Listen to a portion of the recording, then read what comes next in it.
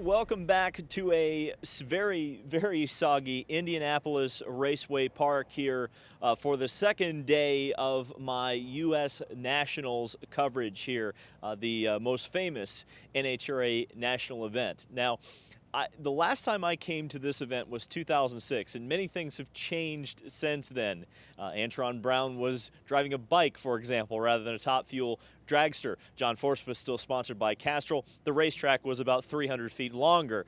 But I have to say that the feeling of this event is still very much the same as I left it. And I have to say, as a motorsports fan, this would be a high recommendation. If you haven't been to an NHRA national event yet, do so, because not only do you get the awesome Top Fuel and funny cars, you also get pro stock bikes. So much cool stuff, so many cool cars to see. I think it's really fun, and the competition's really, really great. We have seen some national, or not national records, but track records fall this weekend, and we'll be talking about them throughout this video. Well, today was bump day here at Indianapolis. Yes, indeed. There were 25 Top Fuel dragsters and 18 funny cars that were going for the legendary 16-car starting field here in NHRA Championship drag racing. And so, without any further ado, let's take a look at the drivers and cars that have qualified to race for the U.S. Nationals title tomorrow. And of course, this is bracket racing. So number one, pole position, and you'll hear from her later on in this video, Brittany Force for John Force Racing. We'll be taking on Mercier in the 16th spot. That was the bump spot. Of course, the fastest car races the slowest car in the first race on the day. Hart versus Foley in the second race. Mike Salinas in the number 4 spot against Tony Schumacher, who did actually end up qualifying by the skin of his teeth, and very luckily so as well, because rain certainly affected the final session, the fifth qualifying session, which is actually unique for this particular race. Clay Milliken, the new Rick Ware partnership, on his Top Fuel dragster will race Doug Coletta, the number 12 qualifier. Then we go up the other side of the ladder and we see Justin Ashley, who was the track record holder until Brittany Force knocked him off, starting alongside or racing Sean Langdon tomorrow. I guess technically they do start beside each other, don't they? Billy Torrance alongside of Leah Pruitt. Pruitt hasn't quite had the speed throughout the race, though my pal Brian Lones, my new friend Brian Lones, seems to think that she's going to have something on race day. Steve Torrance will race Austin Prock, the John Force Racing driver.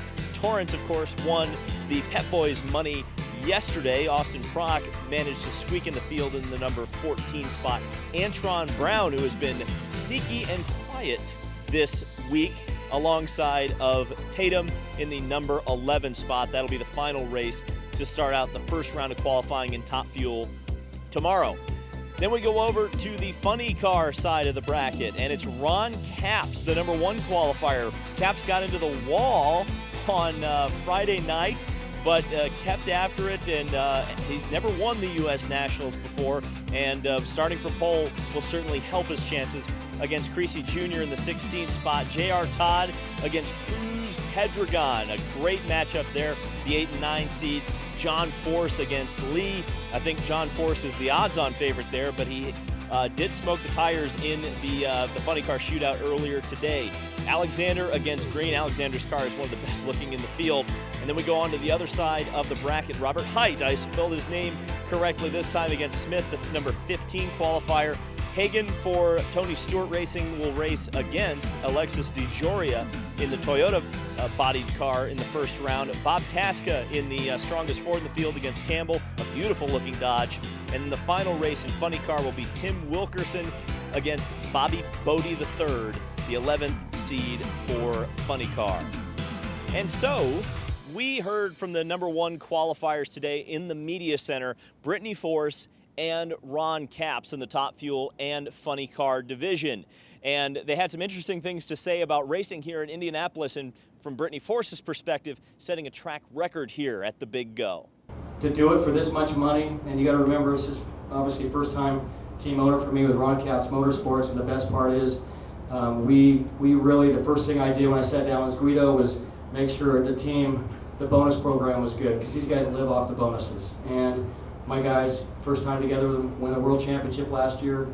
I love them to death, and they make me better. They make me want to be better. So this is going to be cool for their families. A lot of them got new babies, and they all live right here in Indianapolis.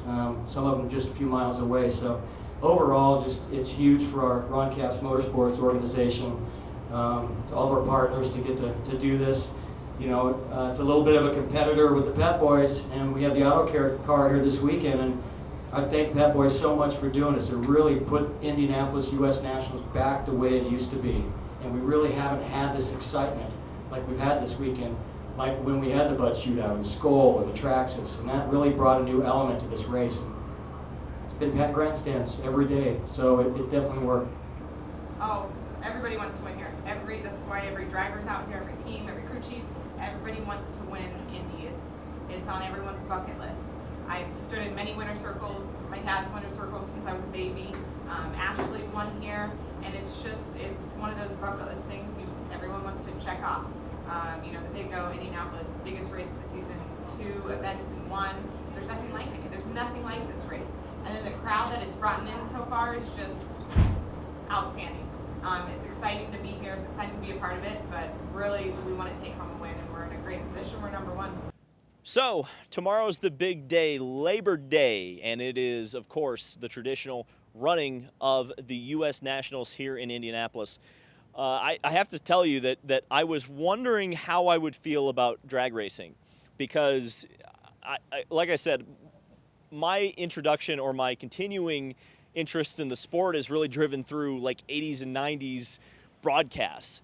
But I have to tell you, I had the privilege, I mean, this is where my life is now, to be invited into the Fox Sports broadcasting booth today. Obviously I didn't speak, but just to watch Brian Loans, who is the lead commentator, and Tony Pedregon, who is the color analyst, to just watch those guys work and explain and be able to pick their brains on this sort of racing and ask them as racers, you know, how this works, or listen to their perspective.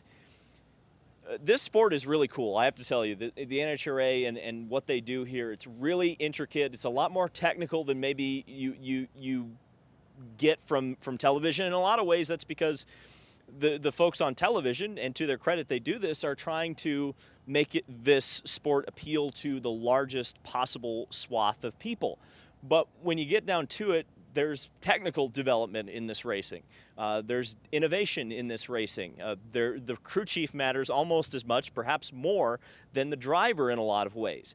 And it's really fun to see track records fall and big speeds. I mean, 340 miles an hour is a barrier that's yet to be broken in NHRA championship drag racing. Robert Height got the closest a couple of years ago, but only 3 miles an hour off that for Brittany Force. And as you heard in her comments, Brittany thought she could have gone faster had she gotten an attempt in the 5th round of qualifying earlier today that was abbreviated.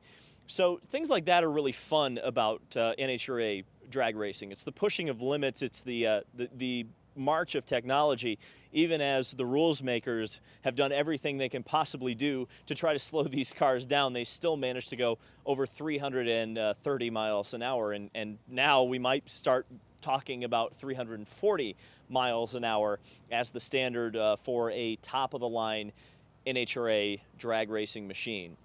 So yeah, I can't wait to talk about my first U.S. Nationals in person. I didn't actually get to see the race when I was here in 06. I just went to a practice day, or I guess a qualifying day if we want to get really technical. But my first race day here at the U.S. Nationals will be tomorrow, and I'll have a full report for you guys at the end of the day. So thank you guys so much for watching. And by the way, I guess tune in to Fox for the full coverage of the NHRA Nationals tomorrow. We'll see you in the next video where we break it all down.